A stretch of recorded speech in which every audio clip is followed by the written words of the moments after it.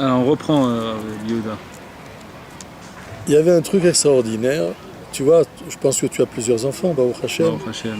Mais lui, il arrivait, d'abord, tous les gens qui venaient à côté de lui, tous les gens qui le côtoyaient, tous ses élèves, entre guillemets, ils refusaient ce titre.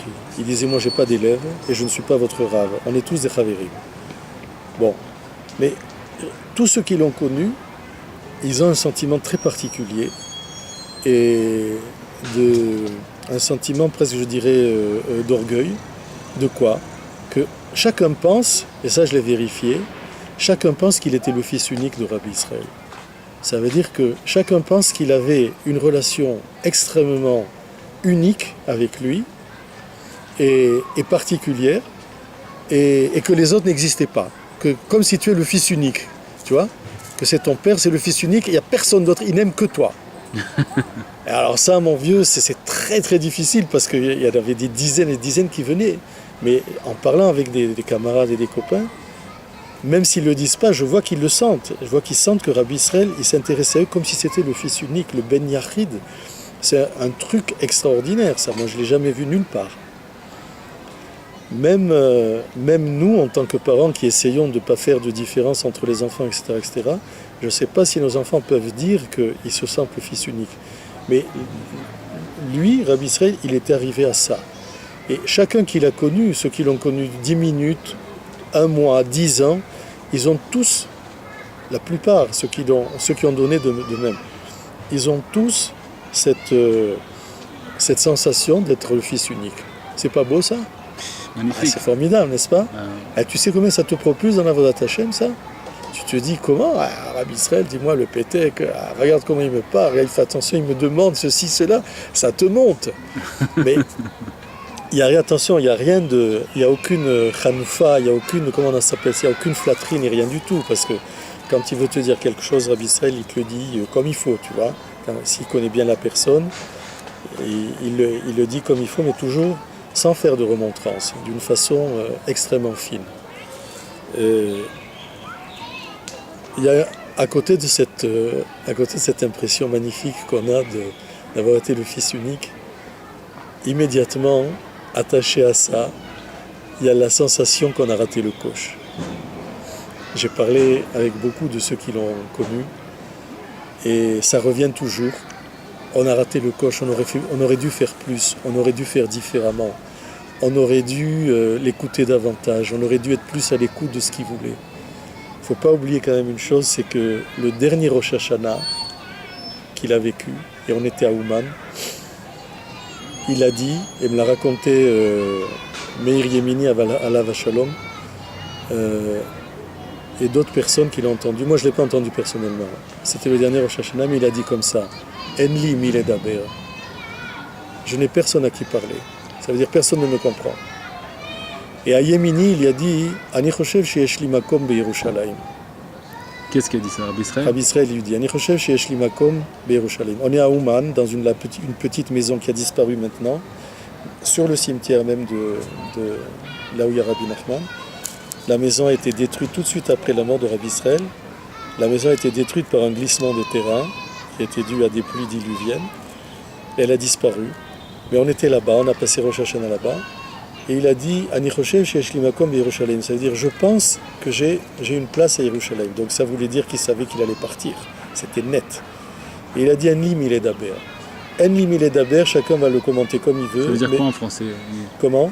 En français traduit Enli mile daber. J'ai personne à qui parler. Ça veut dire personne. Ça, j'interprète maintenant.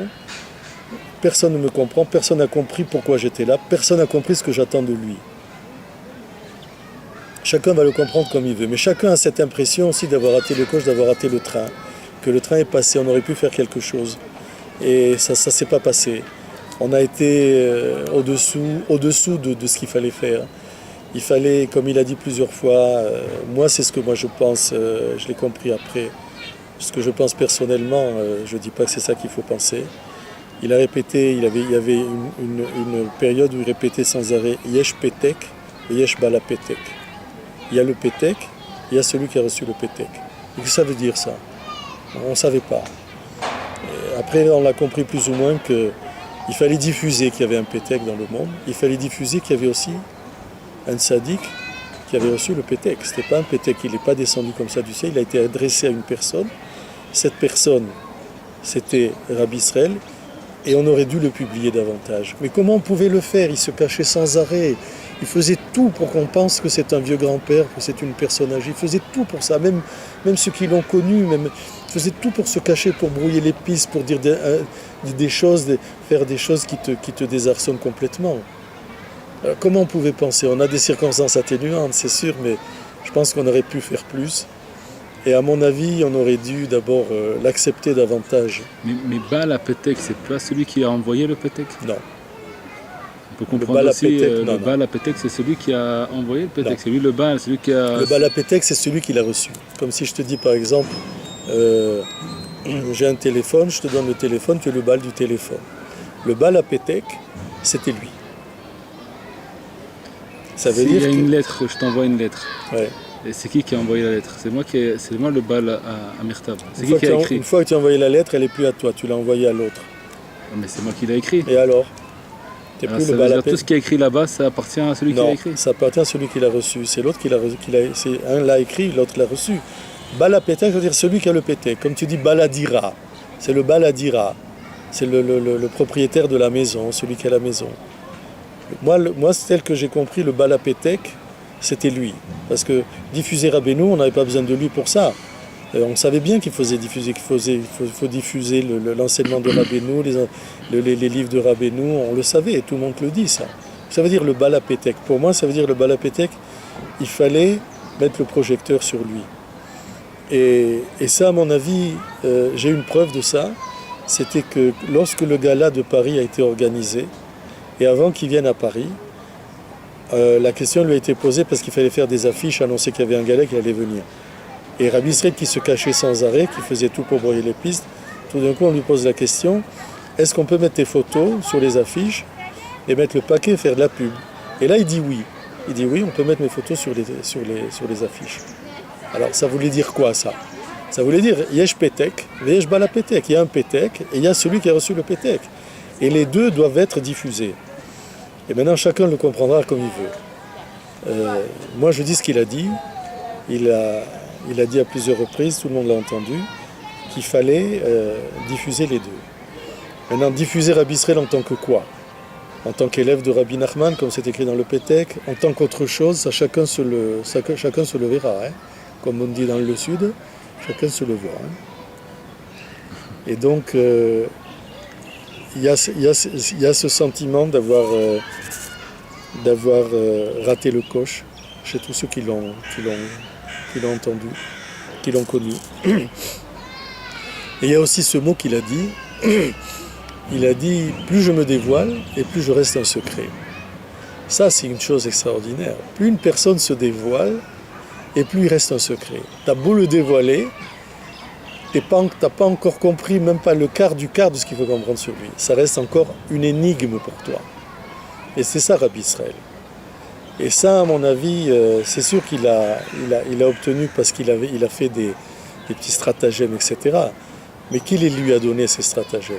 Ce sont des stratagèmes, à mon avis, qu'il a reçus par la Tfila et par l'Aïdbo des doutes, qu'il a demandé à Kadosh Baruch Hu comment est-ce qu'il peut se faire connaître, parce que c'était ça sa mission, faire connaître le Pétek. Faire connaître pourquoi c'est lui qui a reçu le Pétek, pourquoi c'est pas un autre, pourquoi c'est pas un tzaddik différent, pourquoi c'est pas un autre Breslev ou un autre tzaddik qui était plus connu que lui. Pourquoi lui, un tzaddik caché, va recevoir le Pétek? Il faut comprendre pourquoi. Et donc, à mon avis, il a reçu ça, cette façon de, ce don donc de se cacher, de se dévoiler tout en se cachant, il l'a reçu par la Tfila et par l'Aïdbo des doutes. C'est pas quelque chose qui est humain. C'est pas quelque chose qui est humain, c'est quelque chose qui dépasse la raison. Et quand il est venu à Paris, j'avais dit à des copains, ce que je ne sais pas, c'est comment Rabbi Israël va faire pour se montrer dans le gala et tout en faisant des bilboulim aux gens.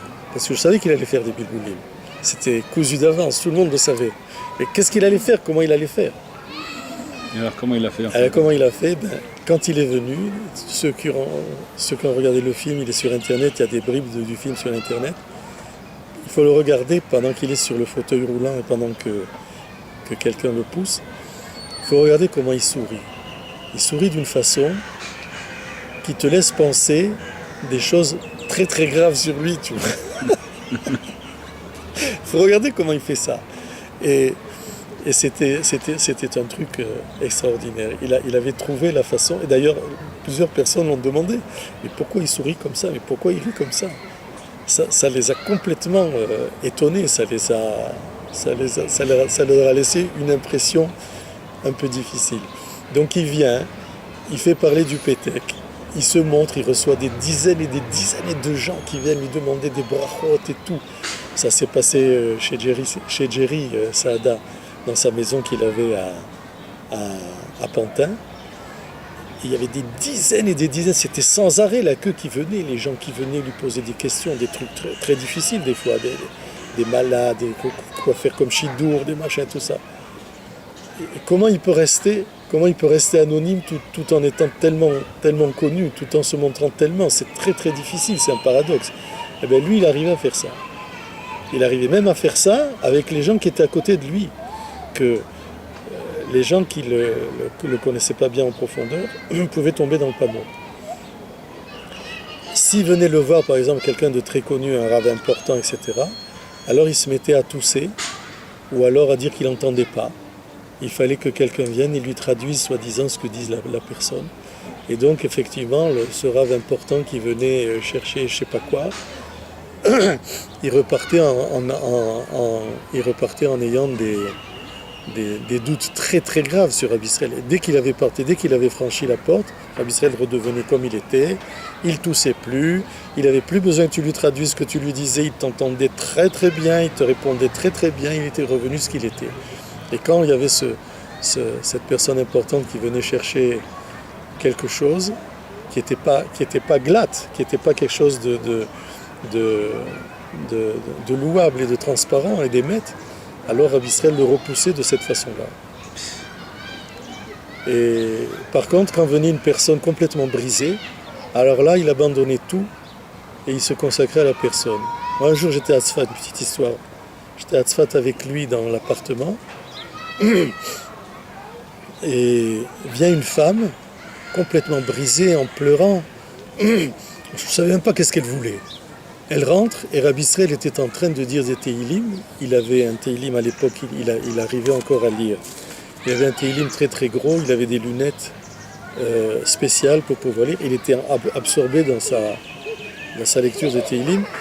Et moi je me demandais s'il fallait que je laisse rentrer cette femme ou pas, parce qu'il était en plein Tehillim. Je me disais, elle peut attendre, les Tehillim qu'il dit sont plus importants. Tu vois ce que je me disais dans ma petite tête.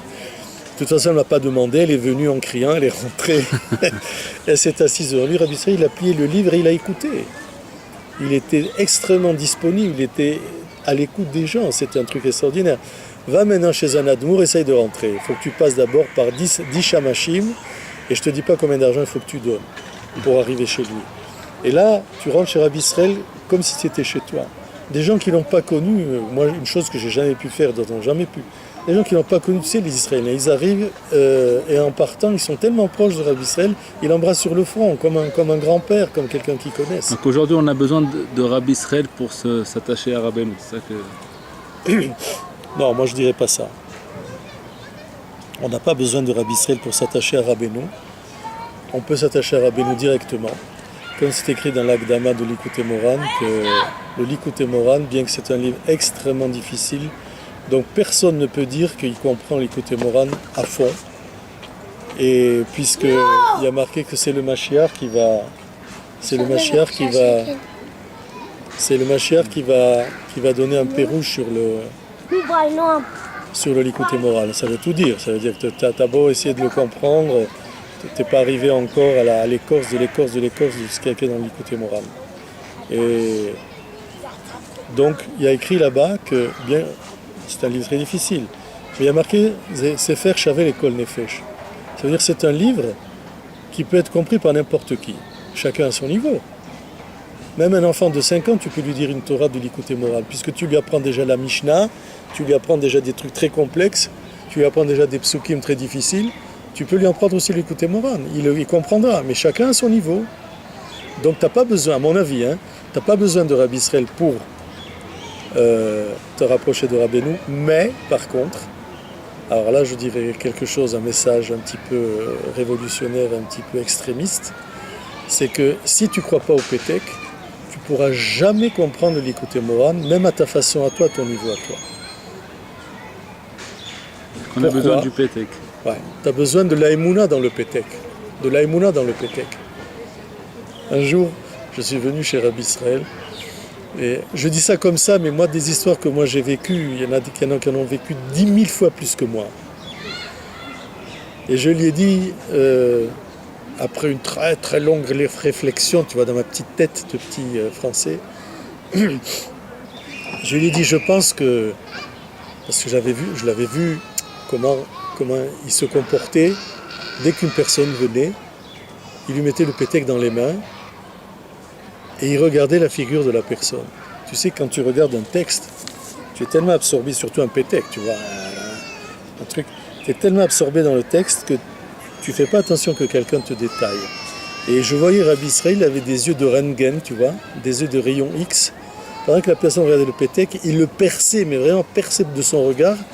Et dès que la personne levait les yeux, hop, Rabbi Israël faisait comme ça, tu ne pouvais pas voir qu'il t'avait passé au crible. Donc, j'en étais arrivé à la conclusion de Sherlock Holmes, que le pétek, l'Aïmouna dans le pétek, c'était très important. Et un jour, je viens et je lui dis, je pense que celui qui ne croit pas au pétek, c'est un défaut dans la foi. C'est un manque de foi. Et il me dit, Anigam Rochev Kacha. Et il me dit, je pense aussi comme ça. Mais oui, parce que le pétek, c'est un miracle. Celui qui ne croit pas que Akadosh Baruch Hu peut faire des miracles, et qui peut faire des miracles uniquement parce que c'est écrit dans le Tanakh à l'époque de la mer Rouge et qu'après il n'en fait plus, ça c'est un défaut dans la foi. Ça c'est un manque de foi. Akadosh Baruch Hu, il fait des miracles tous les jours. Il peut faire des miracles cachés, des miracles dévoilés. Là il a fait un pétek, un miracle dévoilé, les gamrés, qui est en même temps très caché, mais très dévoilé. Et il y a plein d'autres exemples de gens qui ont reçu des péteks après la mort de celui qui l'a écrit dans la Torah. C'est fini ? Ah, pourquoi tu dis ça ? C'est dommage, je voulais donner des preuves sur le pétek, tu vois. Attends. Zéo, on a parlé pendant 1 heure.